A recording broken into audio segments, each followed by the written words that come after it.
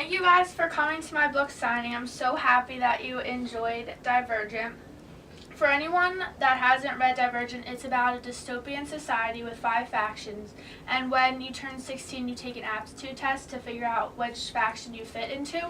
And the main character, Beatrice, takes this test and she doesn't fit into a faction, so she's called Divergent. And she has to make the decision for herself which faction she wants to join, and she can't let anyone find out that she's Divergent because it's very dangerous. Does anyone have any questions or comments about my book? I really liked the part when Tris had to make the decision to leave her family. I'm really glad you liked that part. I was trying to relate to the decision that teenagers have to make to go against the group to do what's best for themselves, even though it can be a really tough decision. What was one of your favorite passages you wrote and why? That's a really good question. I really like the scene between Tris and Tobias, and it starts, he gasped, I don't really want to talk about it anymore. Okay, then I can talk. Ask me something. Okay, he laughed shakily in my ear. Why is your heart racing, Tris? I cringe and say, well, I search for an excuse that doesn't involve his arms being around me. I barely know you. Not good enough. I barely know you, and I'm crammed up against you in a box. For what do you think?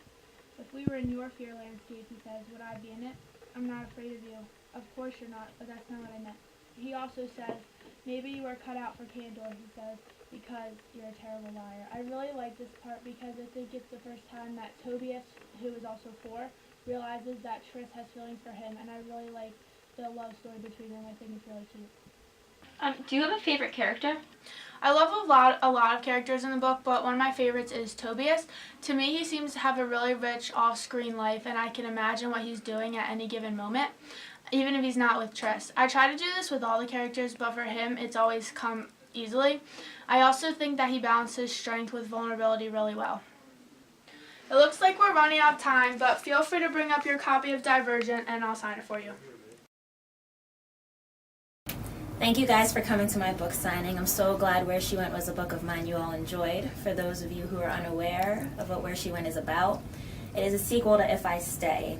All in Adam's point of view, Where She Went explores how Adam's life is after Mia's accident. What is Mia's role in the sequel?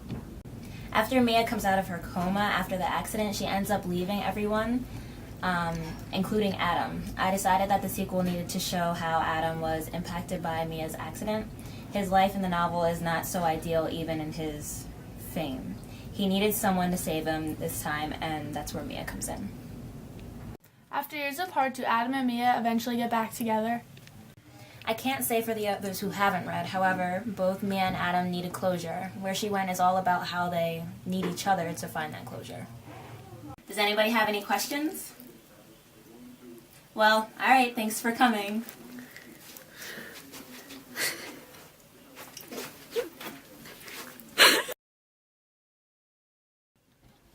Thank you everyone for coming to my book signing. I'm so happy that you all enjoyed reading Paper Towns. I can't offer you any refreshments because someone stole them. So, for anyone who hasn't read Paper Towns, it's about a girl and a boy. The girl's name is Margot and the boy's name is Quentin, but his friends call him Q. And Margot has always been this popular girl at school, and Quentin is a band geek.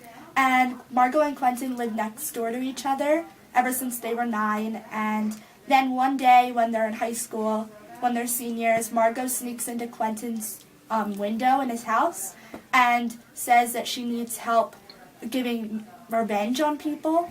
And so they go on like this all-nighter, and they pretty much make revenge on everybody, all of these people who have done bad things to Margot.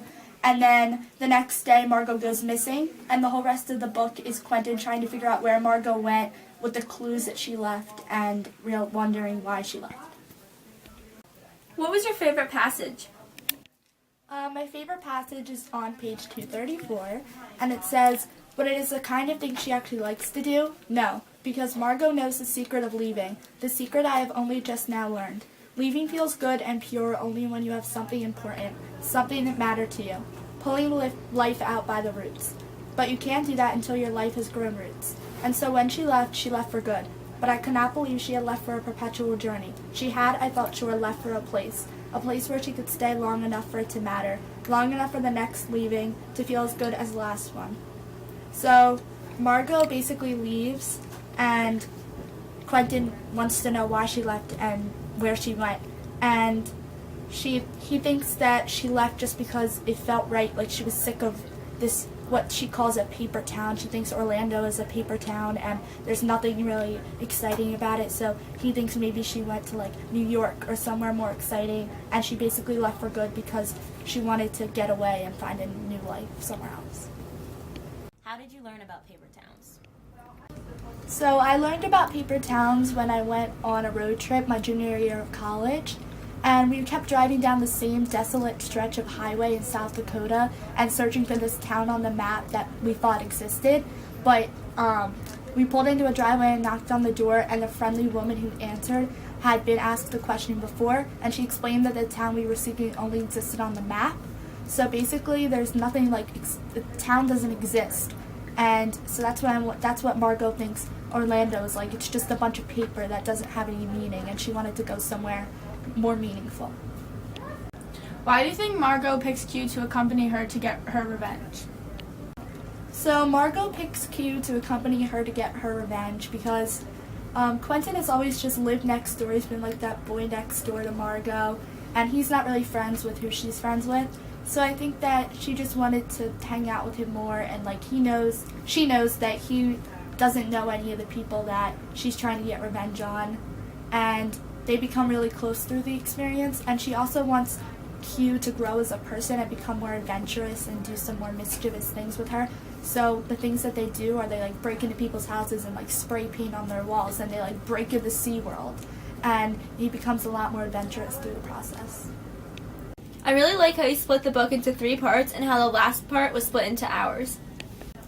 I'm really glad you enjoyed that part. I think it made it a lot more suspenseful while reading because you would get to one part, and like the first part's name is The Strings because Margot feels that her strings have broken when she leaves.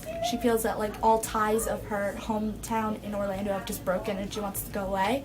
And then you want to get to the second part and see what's going to happen in the second part, and then the third part. And then the third part is split into hours because they go on a journey. Q and a couple of his friends go on a journey to find Margot, and it takes 23 hours, and so each part is divided into the hours that it's taking for them to drive to find Margot. Okay, let's wrap things up. Come up and you can ask any questions, and I'll sign the book for you if you want, and follow me on Twitter. Thank you guys for coming to my book signing. I'm so happy that you guys enjoyed my book, Looking for Alaska.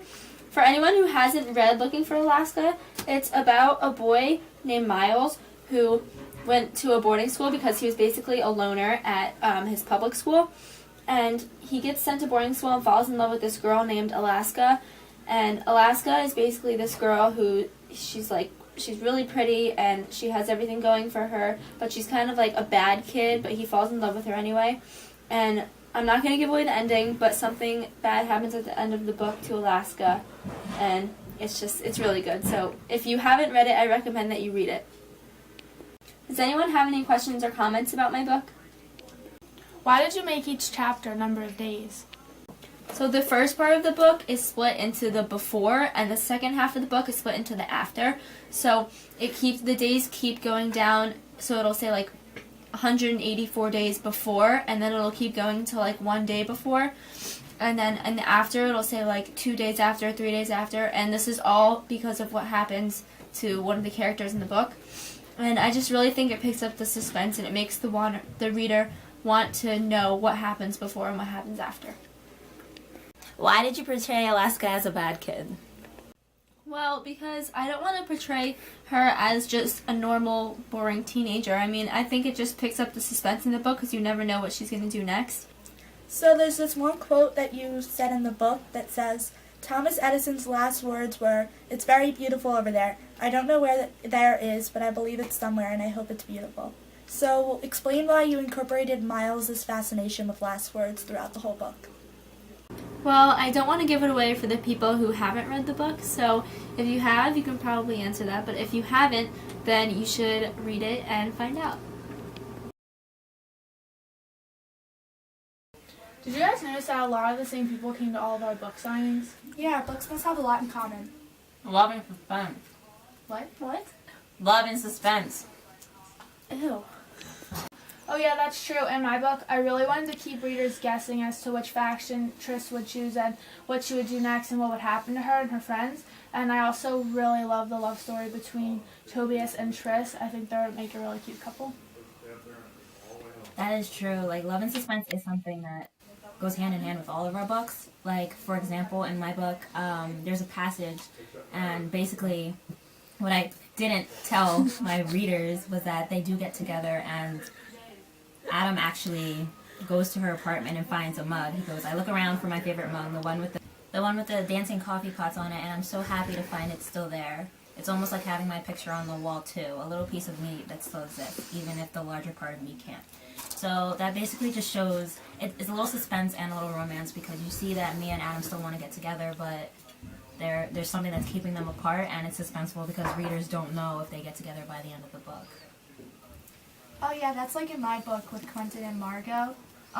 Basically, Margot ends up leaving after Quentin feels like they had a really big connection when they sneak out together and like sneak into SeaWorld and do all that revenge stuff. And he's like, oh, tomorrow at school she's gonna like talk to me and we're gonna have so much fun in school in the hallway and blah blah blah. And then like she just ends up leaving and he doesn't understand why she leaves because he really thought that they had some connection. They were gonna like love. Yeah.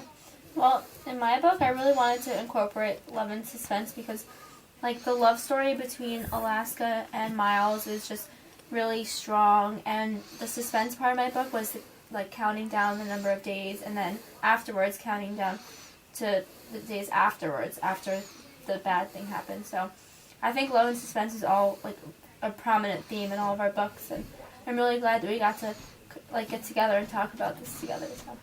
Do I have a muffin? No. I really like how you split the book into 3 parts and how you split the... I'll stop looking I need you to write it. I can't say for the others who haven't read, however, both Mia and Adam needed closure. Where she went? So bad. I missed it. Well, does anybody have any questions? Nope. Well, okay. Goodbye. No, you're so in the beginning of the book, it says. This is my book. Did you guys notice that a lot of the same people came to all of our book signings? Yeah, our books must have something good.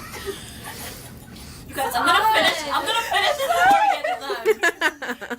Did you guys notice that a lot of the same people came to all of our book signings? Yeah, our books must have a lot in common.